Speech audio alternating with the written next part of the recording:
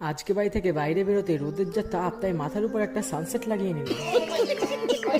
তারপর গাড়িতে উঠে সোজা চললাম পালপাড়ায় গোপাল ঠাকুর দেখতে ক্লাবের জন্য। তারপরে রাস্তা দিয়ে যেতে যেতে পাড়ার কিছু ফুচকা পাচকা পোলাপানের সাথে দেখা হয়ে গেল। তারপরে ও এসে পড়লো লটারির দোকানে 1 কোটি পাওয়ার লোভে। তারপরে সোজা এসে পড়লাম পালপাড়াতে গোপাল ঠাকুর দেখতে ক্লাবের জন্য। তারপরে ঠাকুর দেখে সোজা এসে পড়লাম পাড়া। তারপর হাতে নারকেল নিয়ে বেরিয়ে পড়লাম। এই দেখো কিভাবে বাদরের মতো নারকেল খাচ্ছে। তারপরে বাদরের মতো নারকেল খেতে খেতে নজর গেল আমার এই ফুচকা পোলার উপর। এইটুখানি পোলা আবার স্ট্যান্ড দেখায় সাইকেল লইয়া। তারপরে গায়ে চাদর লাগিয়ে সোজা এসে পড়লাম বাস ঝাড়ে গোপাল পুজোর প্যান্ডেল করবো বলে বাস নিতে। লোকে একে কত বড় বাস দিয়েছে সেটাই এখন কাটছে দেখো।